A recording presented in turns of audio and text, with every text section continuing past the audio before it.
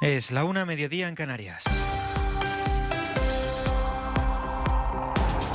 A esta hora podemos contarles los detalles del texto con la propuesta del Gobierno para estas Navidades que se debate esta tarde en el Consejo Interterritorial de Salud. Propone, por ejemplo, que las reuniones familiares sean de máximo 10 personas y que el toque de queda comience más tarde de lo previsto, a la 1:30 de la madrugada. Amplía Mariola Lourido. El Gobierno propone autorizar los viajes por toda España para celebrar en familia las Navidades.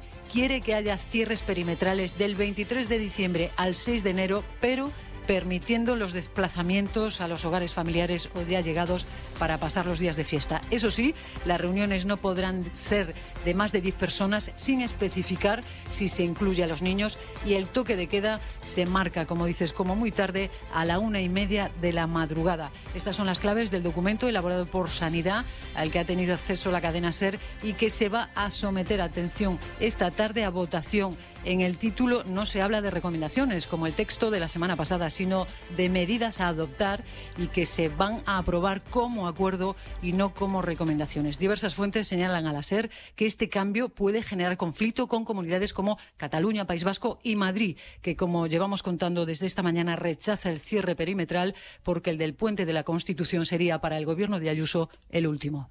Pues precisamente el Gobierno de la Comunidad de Madrid reconoce además que el nuevo hospital especializado en pandemias no estará abierto de forma permanente, que no está pensado para operaciones quirúrgicas y que no va a contar tampoco con una plantilla estable. Radio Madrid, Javier Bañuelos. Sí, aún así Ignacio Aguado no cree que sean justas las críticas que están recibiendo por parte de la oposición a ese nuevo hospital. Polemizar con el estreno de un nuevo centro hospitalario es lo último, ha dicho Ignacio Aguado, pero acto seguido el vicepresidente madrileño reconoce que el flamante Hospital Isabel Zendal no tiene quirófanos porque ni es un hospital asimilable al resto y porque no siempre estará abierto.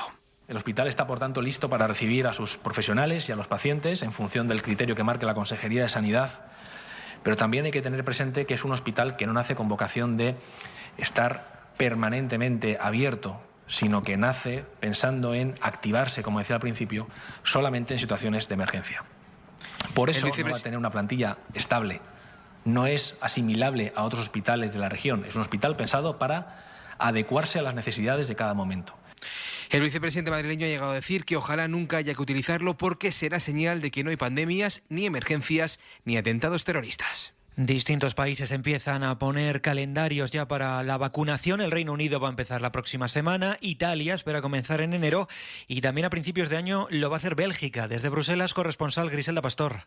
El 5 de enero sí es el anuncio que acaba de efectuar su primer ministro en la reunión del Comité de Crisis belga. Vacunación en Bélgica a partir del 5 de enero, es el primer martes después de vacaciones, porque aquí no celebran los Reyes, aunque a diferencia del gobierno británico, el belga no lo hará de forma unilateral, sino dando por hecho que ese día la Comisión Europea habrá ya aprobado la comercialización de la vacuna. Más cosas. España es el país de Europa en el que más ha crecido la desigualdad salarial entre los más ricos y los más pobres a causa de la pandemia y uno de los que ha experimentado mayores impactos en los salarios. Son datos de la Organización Internacional del Trabajo. Rafa Bernardo. Sí, el informe de la OIT sobre salarios mundiales dice que los países europeos que han sufrido caídas salariales mayores por el COVID son, por este orden, Portugal, España con un 12,7% de retroceso e Irlanda, aunque esas caídas se miden antes de tener en cuenta el efecto de las ayudas gubernamentales que han servido para compensar las pérdidas. La OIT calcula que en los países con figuras como los ERTE, la reducción salarial a causa de la pérdida de horas de trabajo se ha paliado a la mitad gracias a las prestaciones. Por otro lado, el análisis de la OIT apunta que España ha sido el país europeo en el que más se ha abierto la brecha entre el 10% de los trabajadores que menos ganan y el 10% que más ganan. Una ratio que ha pasado de 21 a 36,1 entre el primer y el segundo trimestre del año, es decir, justo cuando impactó la pandemia. El primer ministro francés, Jean Castex, ha explicado esta mañana que ha hablado con Pedro Sánchez para pedirle que España cierre sus estaciones de esquí. Francia quiere evitar que sus ciudadanos viajen y que se puedan contagiar. Efectivamente, los españoles y los suizos, hablo de países que son fronterizos con nosotros, a día de hoy aún no habrían tomado una decisión, pero continúa la acción diplomática. El señor Sánchez, con quien he hablado por teléfono, dice que es la Comunidad Autónoma de Aragón, en fin, que lo ven hoy. Sobre este asunto aún no se ha dicho la última palabra. Y les recordamos antes del deporte los datos de la tercera ola del Estudio General de Medios. La SER refuerza su liderazgo con su mejor resultado de los últimos 3 años. En total suma 4.353.000 oyentes. Hoy por hoy suma 148.000 oyentes, roza los 3 millones. Hora 14 incrementa su audiencia en 81.000 personas. Es escuchado cada día por 637.000.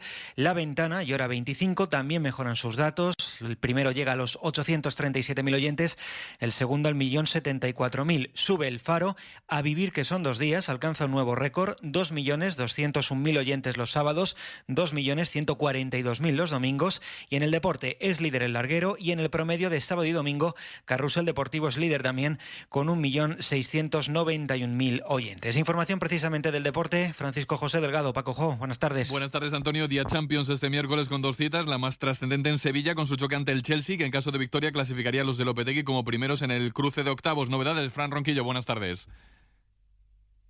Buenas tardes. Ha habido entrenamiento en el Sevilla horas antes del partido. Quiere Lopetegui despejar algunas dudas, por ejemplo, Ocampos y De Jong, que ayer no entrenaron y que hoy podrían entrar incluso en la convocatoria, y quién sabe si alguno de ellos o los dos en el 11 esta noche frente al Chelsea. Una final por el liderato de grupo. Quien gane será campeón y va a convertir el último encuentro de esta fase en un trámite. En el Sánchez-Pizjuán se va a vivir hoy el partido número 100 del Sevilla como local en Europa. Gracias, Fran. Y a la misma hora juega el Barcelona en Hungría con descansos y bajas, pero en busca de las buenas sensaciones en Europa que demostraron en el último partido de Liga, con la última hora del positivo de Sergi Roberto por COVID, aunque estaba fuera de la lista Champions por lesión. Resto de novedades, Adrián Alves, buenas tardes. ¿Qué tal? Buenas tardes. Los jugadores han hecho esta mañana una sesión de activación en Budapest previa al partido de esta noche, en el que Koeman aprovechará para hacer varias rotaciones porque el Barça está ya clasificado para octavos. Ha dejado en Barcelona a Leo Messi, Ter Stegen y Coutinho, y el 11 del Barça podría ser el formado por Neto en portería, Dest y Junior en los laterales. Descansaría por lo tanto Jordi Alba,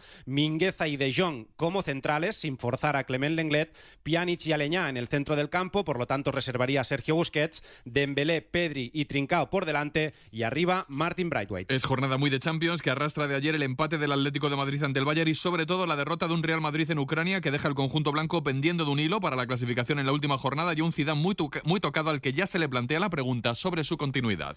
No, para nada, no voy a dimitir para nada. Sí, tengo fuerza y voy a darlo todo, como siempre. Yo creo que los jugadores también, como hicieron hoy. Zidane de momento continúa, pero los partidos de Liga ante el Sevilla y el de Champions ante el Borussia de la próxima semana marcarán su futuro. Además, Luis Suárez ha vuelto a entrenar con el Atlético tras dar negativo por COVID, y el comité de competición ha multado con 600 euros a Messi por su celebración del gol con la camiseta de Maradona. Pues es todo. Sigue la información actualizada al minuto en cadenaser.com, y desde las 2, la hora en Canarias, ya en tiempo de hora 14, con José Antonio Marco.